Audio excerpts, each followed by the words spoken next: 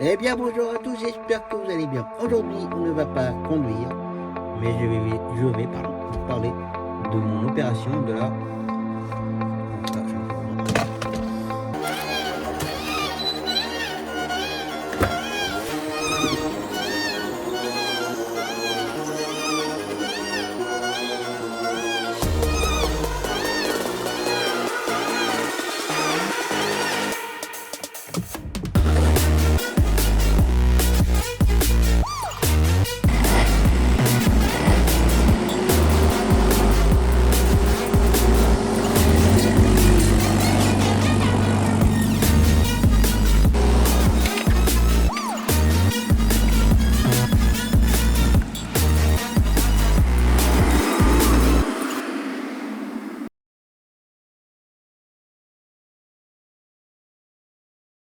Donc comme vous avez pu comprendre, je me suis fait opérer de la cataracte la semaine dernière.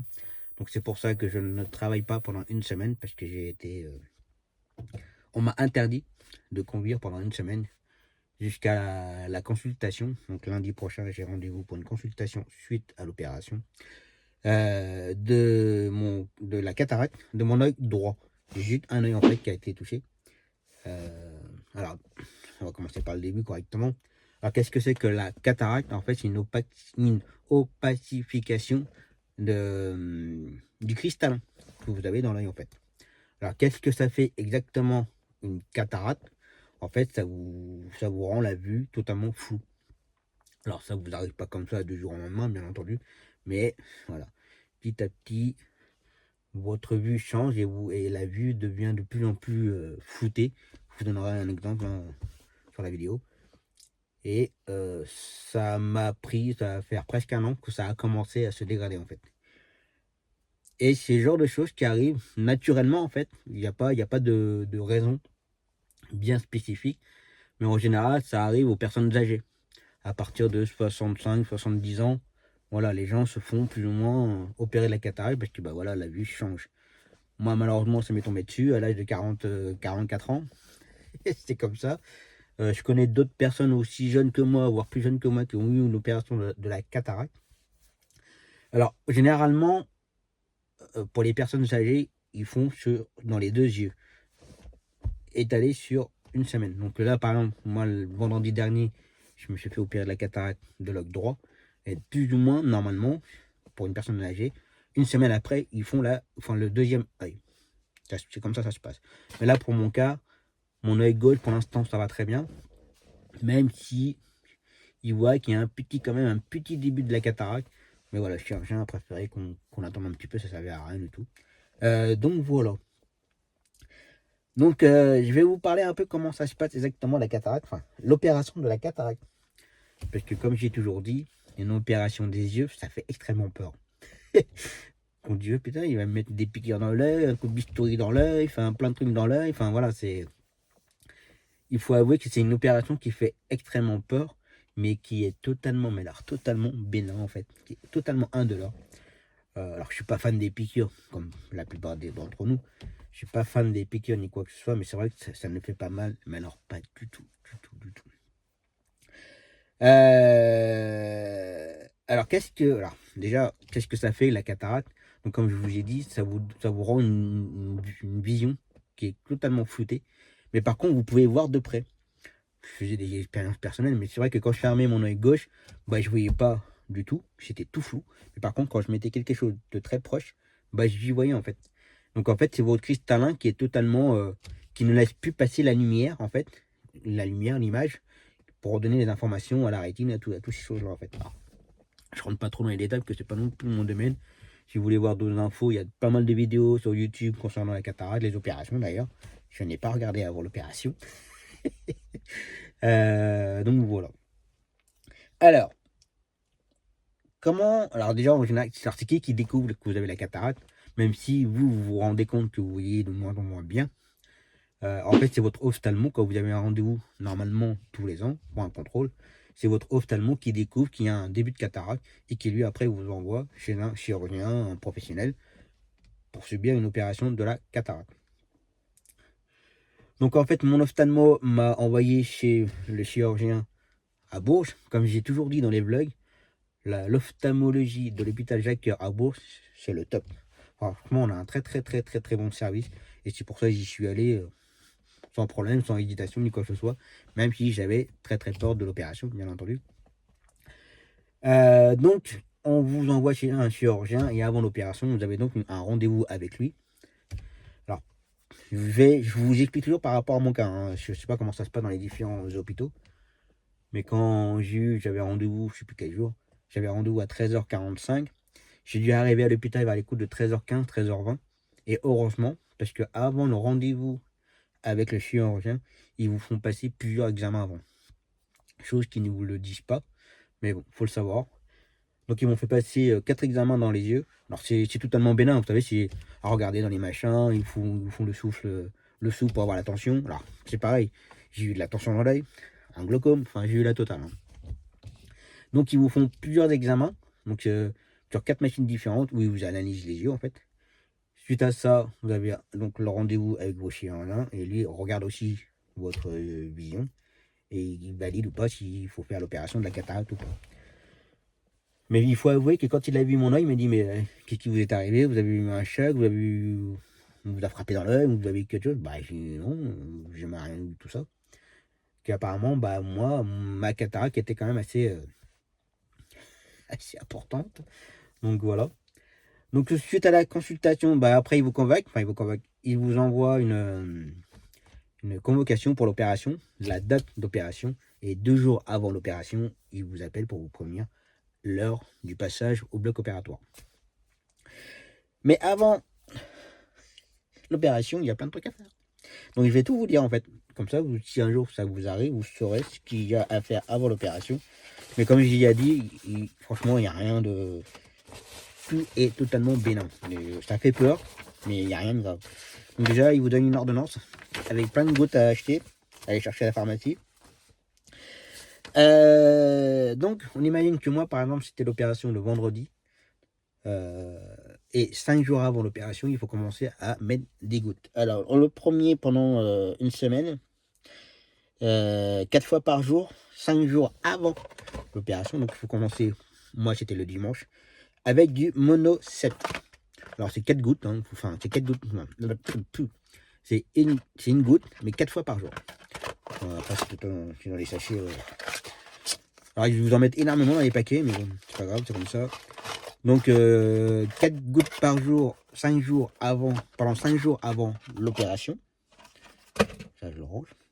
Ensuite, vous avez un soin des paupières 2 jours avant l'opération. En fait, c'est des petites lingettes pour nettoyer la paupière, pour tout désinfecter, nettoyer, qu'il n'y ait pas de poussière, pas de ci, pas de machin, que ce soit 100% nickel. Donc ça, il faut le faire 2 jours, pendant 2 jours avant l'opération. Je ne l'ai pas dit, mais le jour de l'opération, il faut mettre une goutte avant de partir le matin. Enfin, avant de partir lors de l'opération. Ensuite, le jour de l'opération, vous avez... Alors, moi, c'était un autre nom, du alprazolam. Mais normalement, c'était du Xanax. En fait, c'est un médicament pour vous relaxer. De ne pas être trop tendu. Alors, il vous préconise d'en prendre un seul. Mais le chirurgien, il m'a dit, vous n'en prenez qu'un. Mais si vous êtes vraiment trop tendu, vous pouvez en prendre 2. Hein. J'en ai pris 2. Pour être sûr. Mais franchement, au top. Donc, il faut prendre un cachet avant de partir le matin. Enfin, 1 heure avant l'opération. Et le matin même. Alors, moi, je vous dis le matin même, parce que moi, mon bloc opératoire était prévu pour 9h. Donc, pour ça que je vous dis ça.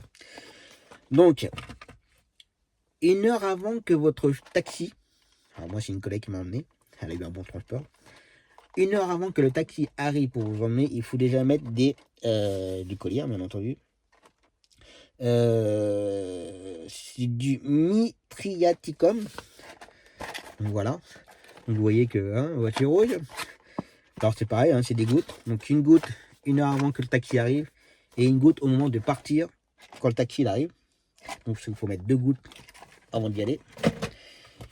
Ensuite, pareil, vous avez du néosinéphrine. Alors celui-là, il faisait peur. Parce qu'en fait, je vais pouvoir vous le montrer. En fait, c'est un petit flacon. il y avait un petit genre de petite capsule, vous savez, où les infirmières, les médecins, tout ça, ils enfoncent les aiguilles et puis ils peuvent aspirer le produit. Mais il y avait ça dessus. Et ça, c'était à part dans un petit sachet.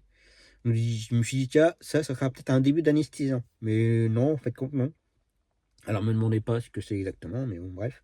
Ça, c'est pareil, il faut en mettre une goutte le matin de l'intervention et une goutte avant le départ du domicile. Donc, il faut en mettre 2 gouttes aussi, le matin même de l'opération. Donc, voilà. Et ensuite, le collègue arrive pour venir vous chercher, vous emmène à l'hôpital, et là, comment ça se passe? Alors, franchement, c'est... Alors, je suis arrivé à quelle heure? Ma collègue, elle m'a déposé vers 9h moins le quart, moins 20, sachant que j'étais attendu pour 9h. Je suis arrivé à 9h moins le quart, en toute honnêteté, à 10h20, 25, j'étais prêt. Pour vous dire, c'était pas long. L'opération en elle-même ne dure pas longtemps, mais alors pas du tout. Mais c'est tout ce qui est avant et après. Donc, vous arrivez à l'hôpital, donc à l'accueil, on vous attend, on vous donne les papiers, puis que voilà, il faut signer les papiers, enfin bref. Ensuite, ils vous font attendre un petit peu dans une salle d'attente. Ensuite, ils vous font entrer dans une pièce où ils vous demandent de vous changer. Donc, vous gardez vos sous-vêtements, hein. Quel but, quel slip, tout ce que vous voulez pour les hommes, et puis les femmes, le soutif et culottes, tout ce que vous voulez. Et ils vous donnent des vêtements, donc un pantalon et un haut, une charlotte, des trucs pour mettre aux pieds, donc pas de chaussettes ni rien aux pieds. Donc, ils vous font attendre un petit peu le temps que vous changez en fait. Ensuite, vous passez dans une salle suivante où ils vous prennent la tension. Ils commencent à vous mettre des gouttes encore dans les yeux, enfin dans l'œil qui est à opérer. Ils vous mettent pas mal de gouttes. Il y a des gouttes qui piquent un petit peu, mais c'est pas non plus méchant. Ensuite, ils vous font attendre un petit peu. Après, ils vous font passer dans une autre pièce où il y a une chaise. Alors, c'est comme ça à Bourges, hein. Je trouvais très, très bien en fait. Ils vous font installer dans un fauteuil. Et ce fauteuil-là se transforme en lit en fait. Donc, vous êtes assis, puis ils vous disent de ne pas bouger. Ils appuient sur un bouton, puis le fauteuil il se déplie, puis vous êtes allongé. Ils vous mettent une couverture chauffante sur vous. Parce que comme toujours, dans les hôpitaux, il ne fait jamais très chaud. Et là, ils vous emmènent ensuite dans le bloc opératoire où il y a le chirurgien. Donc le chirurgien commence à vous nettoyer l'œil avec la bétanine. Ah oui, je n'ai pas dit, mais la veille de l'opération et le matin de l'opération, il faut prendre une douche. Voilà, mais moi, ça ne me change pas mes habitudes. Je prends toujours une douche le soir et le matin et soir. Donc là, ils vous badigeonnent de la bétanine, je sais pas quoi. Même dans l'œil. Alors vous avez vous avez une vision toute jaune en fait. Parce qu'ils vous aspergent. Et ensuite, ils vous mettent un genre de... Je sais pas comment on appelle ça, mais... Vous savez, pas une couverture, mais un truc avec un trou, juste pour l'œil en fait, et que tout le reste soit couvert. Ensuite, ils vous mettent pas mal d'anesthésiants en fait. Mais alors, c'est impressionnant le nombre de gouttes qu'ils mettent. Ils attendent quelques secondes et après, c'est parti. Donc là, ils vous mettent un écarteur de paupières. Vous sentez... je pensais que ça allait être désagréable, mais en fait, compte, on ne sent quasiment pas l'écarteur. Et là, ils commencent à vous faire l'opération. Il faut savoir que vous ne voyez absolument rien du tout parce qu'ils vous mettent un... Alors, vous êtes couché, bien entendu. Il y a un gros appareil qui arrive vers votre œil avec une grosse lumière blanche avec 3 points à l'intérieur. Et ils vous demandent pendant tout le temps de l'opération de fixer les 3 points. Et ces 3 points-là, alors je ne sais pas si c'est les 3 points qui bougent ou si c'est votre œil qui bouge quand lui, il fait ce qu'il a à faire sur l'œil. En fait, les 3 points, ils bougent. Donc, il faut toujours suivre les 3 points. Et du coup, tout le temps de l'opération, vous ne voyez pas ce qu'il fait, en fait, à votre œil. Vous ne voyez rien. Vous voyez juste les produits qui passent. Et je vais vous expliquer pourquoi. Parce que quand vous savez tout ça avant l'opération, ça vous donne pas envie de vous faire opérer. Mais, comme je l'ai dit tout à l'heure, c'est totalement indolore. Vous ne sentez rien. Parce que lors de le jour de la consultation, j'ai demandé au chirurgien, puis... vous ne faites pas de piqûre, il n'y a rien qui va toucher mon œil. Il fait non, ne vous inquiétez pas. La chose qui va être désagréable, c'est le carter de paupières là. Et après, il me dit c'est un laser avec de l'eau. C'est tout. Moi, je dis il n'y a pas de bistouri, pas de piqûre. J'ai le compte rendu. Alors, je vais vous détailler tout le compte rendu qui a été fait pendant l'opération, en sachant que l'opération en lui-même a dû durer, honnêtement, 2 à 3 minutes. C'est-à-dire pas longtemps. Et pendant ces 2-3 minutes d'opération, je vais vous dire tout ce qu'ils ont fait en fait. Donc intervention, cataracte œil droit sous local Phaco plus CP, type d'anesthésie locale, oxybuprocaïne plus lidocaïne. D'accord. Donc la technique, maintenant. Donc checklist validée. Bétanine cutanée plus bétanine oculaire x2. Donc comme j'ai dit tout à l'heure, si votre vision elle devient toute jaune, en fait, vous voyez tout jaune. Bon, ça dure pas longtemps, hein, c'est juste le temps que le produit mette le produit et que ça parte. Pendant une dizaine de secondes, vous voyez jaune. Voilà, mais bon, c'est pas vrai, c'est pas bien grave. Champ incisé. Cils enroulés dans le champ, ça j'ai rien senti. Blépharostat, je sais pas ce que c'est. Réalisation d'une ouverture de service à 2 heures. Incision cornéenne tunnelisée à 10 heures au couteau de 2,25 mm. Injection de produits viscoélastiques. Capsulorhexis circulaire régulier à la pince. Quand vous lisez ça, ça vous donne pas envie d'y retourner. Hein.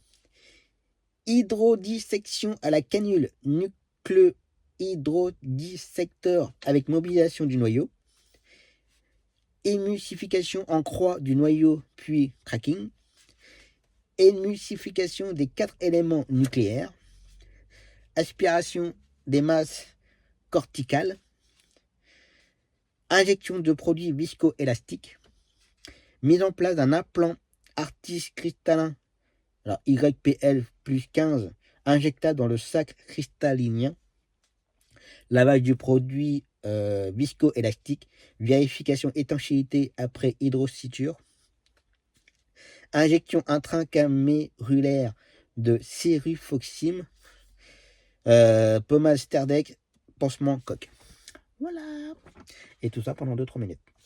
Et je vous dis honnêtement, en toute sincérité, vous ne sentez absolument rien. Mais quand je vous dis vous ne sentez absolument rien, mais c'est vraiment rien.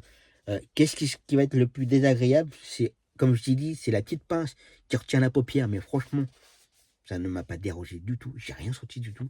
Alors, vous allez peut-être sentir, alors j'ai pas, puisque j'étais vraiment, j'avais peur, hein, voilà, hein. J'étais vraiment en stress et le temps de l'opération, je prenais ma petite respiration tranquille, je respirais tranquillement. Et alors il disait qu'on pouvait sentir une pression dans l'œil, quoi que ce soit. Honnêtement, de ma part, j'ai rien senti, j'ai pas senti de pression.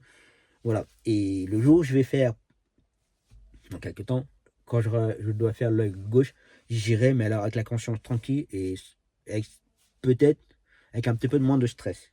Que maintenant je sais comment ça se passe, comment ça s'est passé pendant l'opération. Et voilà quoi. Alors en gros, pour vous résumer, alors ça se voit encore un peu, moi je le vois encore un peu, mais ça s'estompe au fil du temps. En fait, ce qu'ils font, c'est bah voilà, ils nettoient, ils anesthésient votre œil et tout, et après ils font une petite incision, ils coupent, hein, ils ouvrent, et ils retirent le cristallin, qui est plus bon, bien entendu. Ils font un petit nettoyage, ils vous remettent un implant de cristallin, le cristallin se développe dans la pupille, qui est juste devant en fait, se développe, il réinjecte des produits, il referme et terminé. Et ça, comme je vous l'ai dit, ça dure 2 à 3 minutes. Franchement, ça dure pas longtemps du tout. Comme j'ai déjà dit, le plus long dans tout ça, c'est la préparation autour, en fait, avant et après. Une fois que ça c'est fait, ils vous enlèvent tout, hop, ils vous passent dans une salle suivante, ils vous font attendre un petit quart d'heure, voir si vous allez bien, si vous ne faites pas un petit malaise, s'il n'y a pas un petit problème dans votre œil, s'il n'y a pas quelque chose qui... Voilà. Ils vous surveillent pendant un petit quart d'heure. Et ensuite, ils vous font sortir de la salle, vous vous changez, et ils vous offrent, alors chez nous, hein, à Bourges, et ensuite ils vous offrent café, chocolat, du jus d'orange, gâteau, tout ce que vous voulez pour, voilà, pour prendre un peu de force, et après ils vous laissent sortir. Pas de pansement, pas de coque, rien. Et franchement, je suis ressorti nickel. J'avais pas de. Puis ils vous nettoient, hein, parce que j'ai déjà emmené, alors ça dépend peut-être des chirurgiens, mais j'ai déjà emmené les clients pour la cataracte. Quand ils ressortaient, ils avaient un pansement, il y avait encore plein de bétanine autour de l'œil, enfin dégueulasse quoi en fait. Mais que là, non, rien. Franchement, j'avais rien à faire. C'était mon nettoyer l'œil, tout le tour de l'œil. J'avais pas de bétanine, j'avais rien. Ni pansement, ni quoi que ce soit. Donc, une fois que ça qui vous laisse sortir, et bien entendu, vous avez une autre ordonnance pour les gouttes après opération. Alors, il vous laisse partir avec un échantillon de gouttes, des efferalgans. Je crois que c'était ça. Et puis un autre cachet que j'ai pas pris. Après, la sensation que vous allez avoir après l'opération, C'est pas non plus... voilà, mais c'est plus de la gêne. Vous allez avoir une sensation d'avoir un grain de sable dans l'œil, en fait. C'est tout ce que vous allez avoir. Donc quand vous sortez, il faut aller à la pharmacie quand on peut, dès qu'on peut. C'est acheter du collyre. Trobadex, je vais vous montrer quand même. Il y a quoi? Ça, c'est... Voilà, il y a ça. Du Indocollyre, une goutte tous les matins, midi et soir pendant un mois. Ça, pendant un mois. Ensuite, du Trobadex.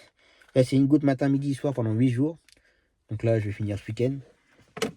Et ensuite, le dernier, le Théalose. Une goutte matin, midi et soir pendant 3 mois. Celui-là, 3 mois, des gouttes le matin, midi et soir. C'est tout ce que vous avez à faire après l'opération. Bien entendu, après l'opération, pendant une semaine, pas de charge lourde, ne pas porter, ne pas forcer, ne rien faire du tout. Vu que moi, je suis chauffeur de taxi et que je passe mes journées en voiture, le chirurgien n'a pas voulu que je conduise. En fait, normalement, ils me mettent en arrêt pendant 4-5 jours.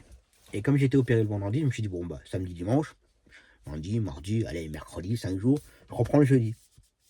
Sauf que le chirurgien n'a pas voulu parce que du fait que je sois chauffeur de taxi, qu'on passe nos journées sur les routes, passer nos journées sur les routes avec les secousses, les trous, les machins, les vibrations, tout ça, voilà, c'est très limite. Par contre, quelqu'un qui travaille au bureau, voilà, un peu de conduite le matin, un peu de conduite le soir, c'est moins grave, c'est moins important. C'est pour ça que pour certaines personnes, ils vont pouvoir reprendre le boulot un peu plus vite que d'autres un peu plus tard en fonction du travail. Mais que du fait qu'on ne faut pas oublier qu'on a un implant.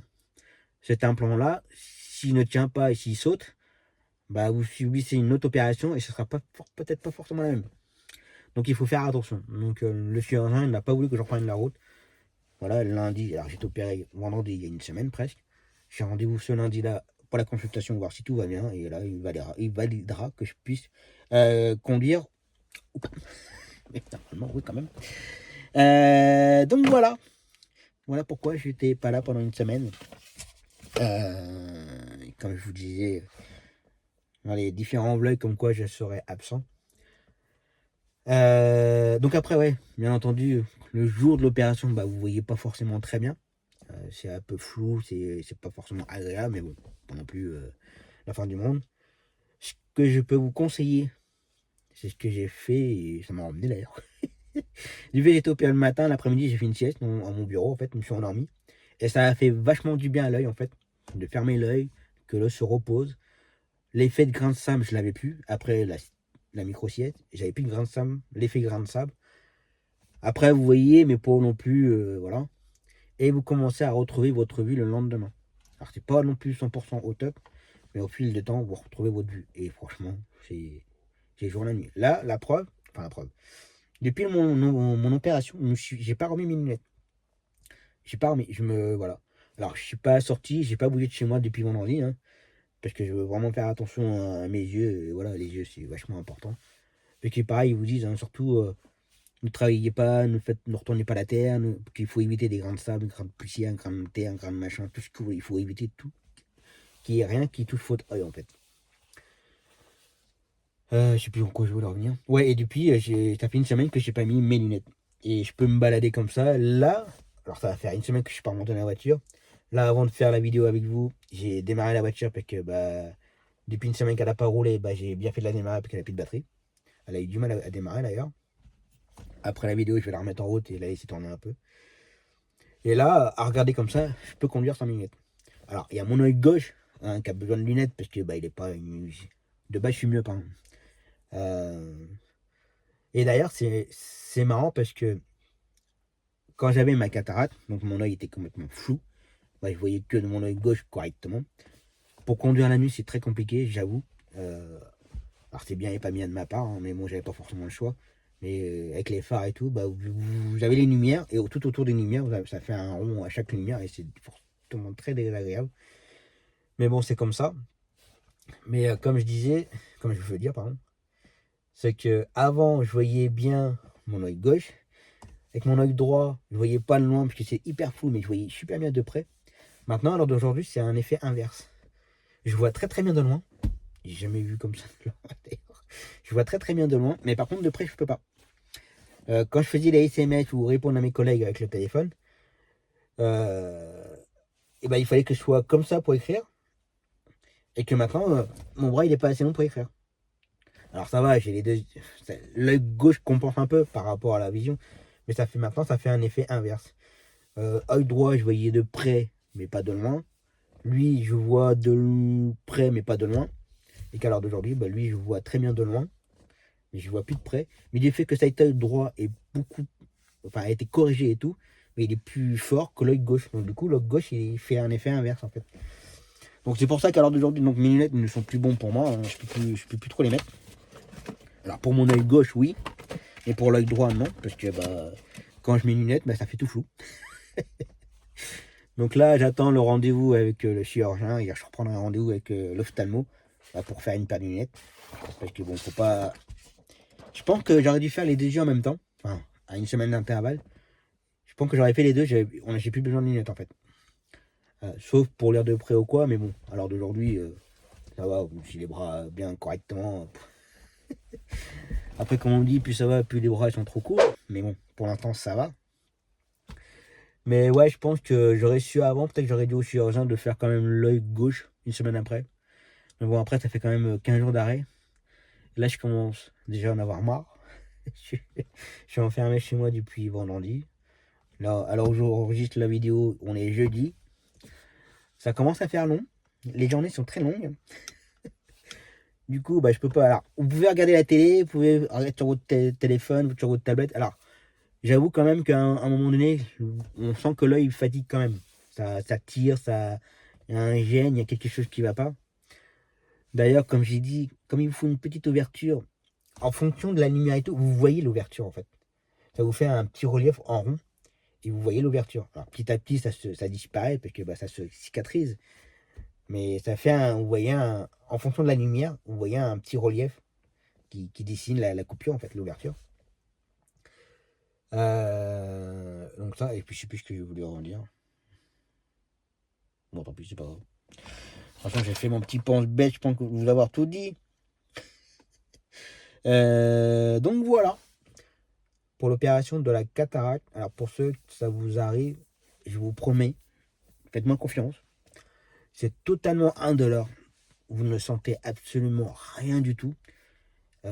C'est vrai que quand on lit le compte rendu, ça fait peur. Parce que bistouri, machin, nanana, ça fait extrêmement peur, mais vous ne sentez absolument rien du tout. Franchement, rien.